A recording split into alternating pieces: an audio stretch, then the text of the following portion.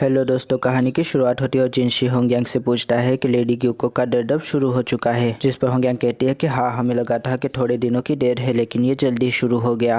लवमैन कमरे से बाहर निकलते हैं। जिनशी पूछता है कि अब वो कैसी है, जिसके ऊपर लवमैन कहते हैं कि अब वो ठीक है। ऐसा लगता है कि पैदाइश में अभी वक्त है, जिस पर जिनशी पूछता है कि बच्चा अब कैसा है, जिस पर लवमैन कहता है कि आपका मतलब पैदाइश में होने वाली दिक्कत से है, तो उसकी परवाह करने की जरूरत नहीं है। ऐसा लगता है कि मामाओं की देखभाल काम कर गई, अब सब कुछ ठीक है। जिनशी इस बात पे मामाओं को याद करने लगता है। वो सोचता है कि 10 दिन हो चुके हैं मामाओं को खोए, पता नहीं वो ठीक भी होगी या नहीं। वेड लोमैन से पूछता है कि मैं आपके लिए क्या कर सकता हूँ। तभी लिंगा कहते हैं कि रास्ते से हट जाए, और थोड़ी लेडी इन वेटरन्स कहते हैं कि आप दरवाजे पर ना खड़े रहे। एक लेडी इन वेटरन कहती है कि आप जाके बिल्ली को संभाले, जिसके ऊपर वेड बिल्ली को जोर से पकड़ लेता है। जिनशी ये देखकर सोचता है कि मुझे आश्चर्य हो रहा है कि मेरे अलावा भी कोई यहाँ पर घबराया हुआ है। फिर जिनशी होंगयांग से कहते हैं कि यहाँ पर कुछ भी हो मुझे इत्तला दे दीजिएगा। तभी वहाँ पर गाओशुन आ जाते हैं। गाओशुन कहते हैं कि जिनशी एक बात है, जिसके ऊपर जिनशी पूछते हैं कि क्या बात है। गाओशुन कहता है कि उस किन्नर के बारे में है जो कि गायब हुआ है। जिनशी पूछता है कि बताओ क्या पता चला है, जिस पर गाओशुन कहते हैं कि वो एक विदेशी गुलाम है जिसका नाम टियान है, लेकिन दूसरे किन्नरों से पता चला कि वो उसे नहीं जानते थे। उन्हें नहीं पता कि वो उनके बीच कहाँ से आ गया है, वो शायद यहाँ पर कहीं छुप के बैठा हुआ था। जिनशी कहता है कि उसके बारे में और कोई मालूमात मिली है, जिस पर गाओशुन कहते हैं कि वो एक गिरजे में प्रार्थना करने के लिए जाया करता था। जिस पर जिनशी कहता है कि इसमें कौन सी बड़ी बात है, वो बहुत ज्यादा धार्मिक होगा। गाओशुन इस बात में नक्शा निकाल के जगह दिखाते हैं। जिनशी कहता है कि ये तो कब्रिस्तान है। गाओशुन कहता है कि यहाँ वो औरतें दफन है जिनको माजी के राजा ने हाथ लगाया था। टियान वहाँ पर एक कब्र पर प्रार्थना करता हुआ नजर आया था। जिनशी सोचता है कि वहाँ तो वो औरतें दफन है जिनको माजी के राजा ने कभी हाथ लगाया था। उन औरतों को हरम से बाहर जाने की इजाजत बिल्कुल नहीं थी। हत्ता के माजी के राजा के मरने के बाद भी उन लोगों का कोई रिकॉर्ड नहीं रखा गया, बल्कि उन्हें इसी बगीचे में दफन कर दिया गया हमेशा के लिए। जिनशी कब्रों की मुलाकात के लिए जाता है, लेकिन वहाँ पर शिंगलू पहले से ही बैठी हुई होती है। वो उन्हें देखकर वहाँ से जाने लगती है, लेकिन तभी जिनशी को उसे अल्कोहल की महक आती है जो कि मामाओं ने बनाया हुआ होता है। वो शिंगलू का हाथ पकड़ लेता है और कहता है कि बताओ कि मामाओं कहाँ है। वो बहुत ज्यादा गुस्से में होता है। तभी जिनशी को होश आता है। वो सोचता है कि ये मैं क्या कर रहा हूँ, अभी मैं जिनशी एक किन्नर हूँ। और इसके बाद जिनशी अपने चेहरे पर मुस्कुराहट तैयार कर लेता है और कहता है कि मैं यहाँ पर एक लड़की को ढूंढ रहा हूँ जो कि जेड पवेलियन की लेडी इन वेटरन है। आपने उसे देखा है। शिंगलू उसका मुस्कुराहट भरा चेहरा देखकर माजी के राजा को याद कर लेती है और देखती है कि ये दोनों चेहरे तो हूबहू है। फिर वो अपना हाथ छुड़वाने लगती है, लेकिन तभी जिनशी कहता है कि तुम कुछ ना कुछ तो जानती हो। शिंगलू कहते हैं कि मेरी पुरानी यादें ताज़ा हो गई। उसने मेरा नाम मधुर आवाज में लिया था और मुझे विदेशी मिठाई दी थी। इसके ऊपर जिनशी पूछता है कि तुम किसकी बात कर रही हो। शिंगलू कहती है कि वो जवानी में कैसा दिखता था यहाँ पर किसी को नहीं मालूम, लेकिन मुझे मालूम है। मुझे यह भी मालूम है कि बूढ़ा होने के बाद वो बहुत ही अभद्र दिखने लगा था। मेरे जवान होने के बाद वो मुझे कभी देखने नहीं आया, मैं उससे कभी नहीं मिली। मुझे जो भी पता चला वो सब अफवाहों के जरिए। जिनशी पूछता है कि ये तुम क्या बोल रही हो। तभी शिंगलू कहते हैं कि तुम बिल्कुल उसकी तरह दिखते हो। जिनशी पूछता है किसकी तरह। तभी शिंगलू कहते हैं कि ये तो बिल्कुल वैसी ही मधुर और मीठी आवाज है, वही खूबसूरत देवी जैसा चेहरा। आखिर तुम जैसा कोई यहाँ पर किन्नर बनने का नाटक क्यों कर रहा है।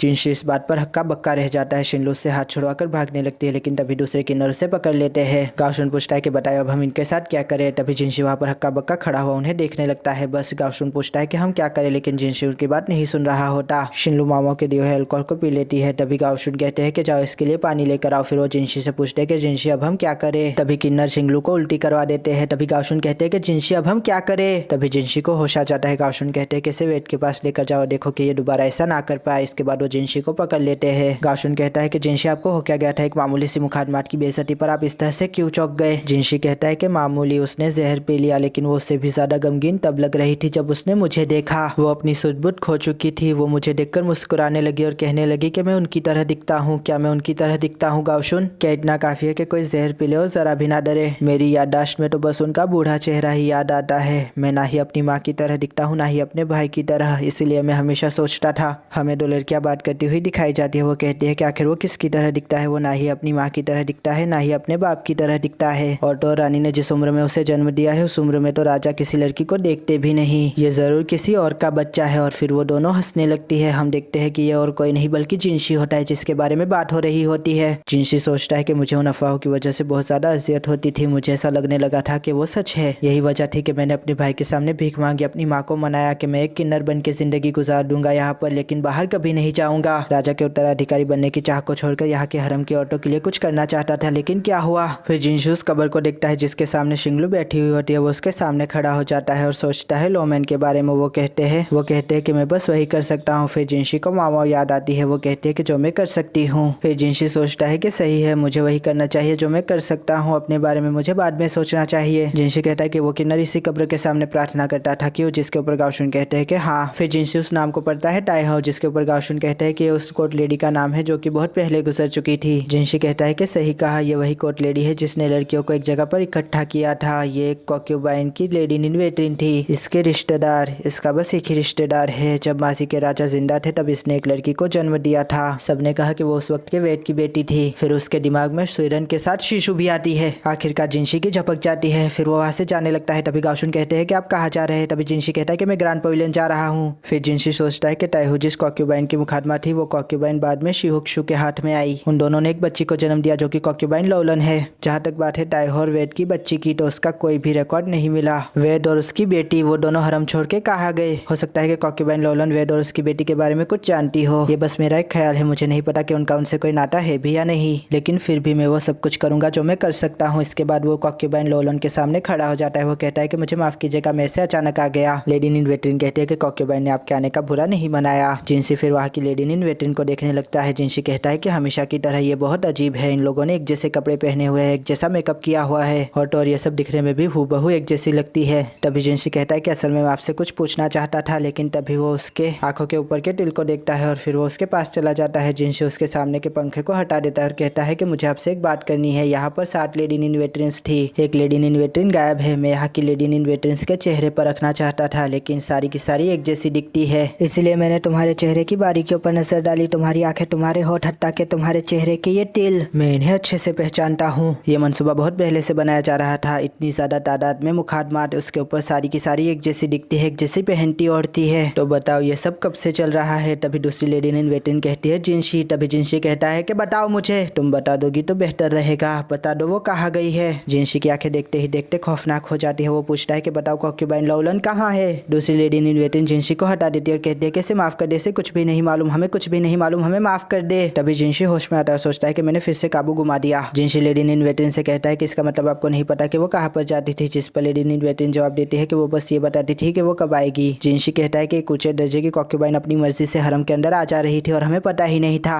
हम देखते हैं कि वो सब कॉक्यूबाइन लोलन की लेडी इन वेटिंग से पूछताछ करते हैं। जिनशी कहता है कि इसका कोई फायदा नहीं है। गाओशुन कहता है कि हमने सबसे पूछताछ कर ली है, लेकिन हम ये पता नहीं लगा पाए कि कॉक्यूबाइन लोलन कहाँ गई है। जिस पर जिनशी कहता है कि वो अब कॉक्यूबाइन नहीं रही। एक ऊंचे दर्जे की कॉक्यूबाइन का हरम छोड़ना एक बहुत बड़ा गुनाह है और वो ये जानती थी। एक ताकतवर सूबेदार की बेटी को अपनी कॉक्यूबाइन बनाना ये राजा के हक में बेहतर था। वो उस परिंदे के मानिंद थी जिसके अंदर सूबेदार की जान बसती थी। सूबेदार उसके यहाँ होते हुए कुछ भी नहीं कर सकता था, लेकिन शिशु ने अपनी बेटी की अच्छी खैरियत रखी। कौन जानता था कि वो अपनी बेटी के लिए ये सब कुछ भी कर सकता है। फिर जिनशी मामाओं के बारे में सोचता है। वो सोचता है कि मामाओं ने कहा था कि यहाँ पर रहना प्लेजर डिस्ट्रिक्ट की गलियों में रहने के बराबर ही है। वहाँ पर भी लड़कियों से उनकी मर्जी के बगैर वो काम करवाए जाते हैं जो वो नहीं करना चाहती। क्या मामाओं तुम यहाँ से सच में अपनी मर्जी से गई हो? नहीं, तुम अपनी मर्जी से नहीं गई हो। अगर तुम अपनी मर्जी से गई होती तो पीछे चिट्ठी नहीं छोड़ती, लेकिन तुम कहाँ गई हो और क्यों? आखिरकार लाकन को पता चल जाता है कि मामाओं गायब है। इसके ऊपर वो पागल हो जाता है। वो कहता है कि मामाओं तुम्हारे पापा आ रहे हैं, तुम्हारे बाबा आ रहे हैं, और इसी हड़बड़ाहट में वो हरम के दरवाजे पर धमाका कर देते हैं। जिनशी को ये बात पता चलती है। वो कहता है कि आखिर उन्हें पता कैसे चला। जिसके ऊपर बेसन कहता है कि शायद किसी ने भांडा फोड़ दिया। जिनशी पूछता है कि शिशु भी गायब है। जिसके ऊपर बेसन कहता है कि हाँ, वो हमें नहीं मिल रहा। हो सकता है कि लोलन के साथ मिलकर उसने ये सारी साजिश रची हो। जिनशी कहता है कि कुछ नहीं कहा जा सकता, लेकिन वो एक भागी हुई कॉक्यूबाइन के पिता है, उनके ऊपर भी गुनाह लगता है। फिर बाइसन कहता है कि वो औरत जिसने कल जहर खा लिया था वो अब पहले से बेहतर है। तभी जिनशी पूछता है कि वो खतरे से बाहर है। जिस पर बाइसन कहता है कि नहीं नहीं, अभी नहीं। ये तो जाहिर है कि उसका भी टाई हाउस से कोई रिश्ता था जिसकी वजह से उसने इस बलवे में भाग लिया।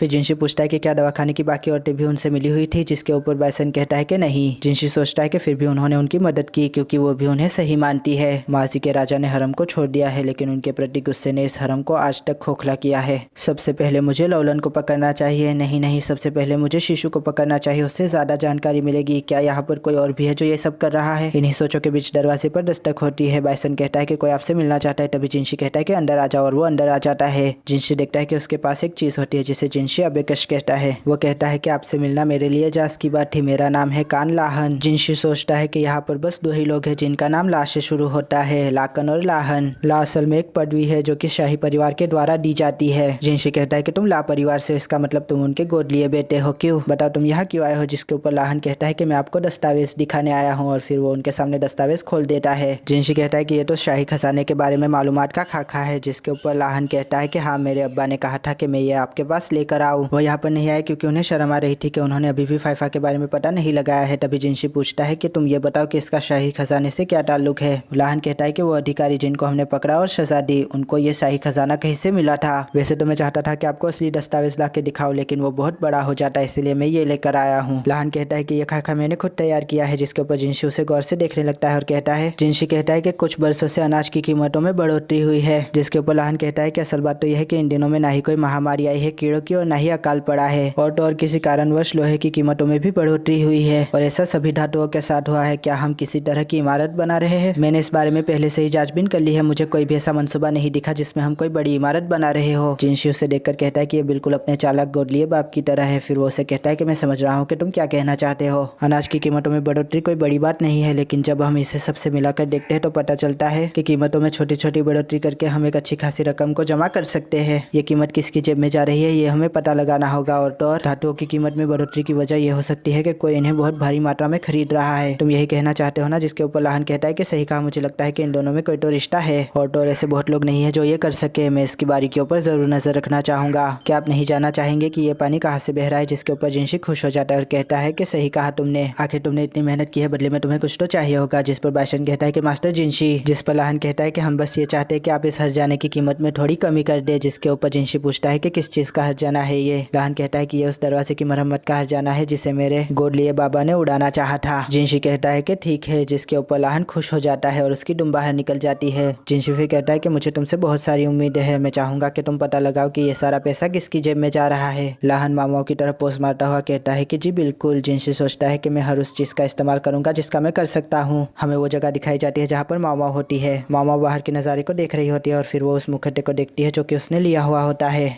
और यहाँ पर ये एपिसोड खत्म हो जाता है। दोस्तों आशा करता हूँ आपको ये रिव्यू पसंद आएगा। अगर पसंद आया हो तो लाइक कीजिए, शेयर कीजिए, सब्सक्राइब कीजिए। ज़्यादा पसंद आया हो तो कमेंट भी कीजिए। दोस्तों थैंक यू, खुदा हाफिज़, अपना ध्यान रखिएगा, फिर मिलेंगे। Thank you.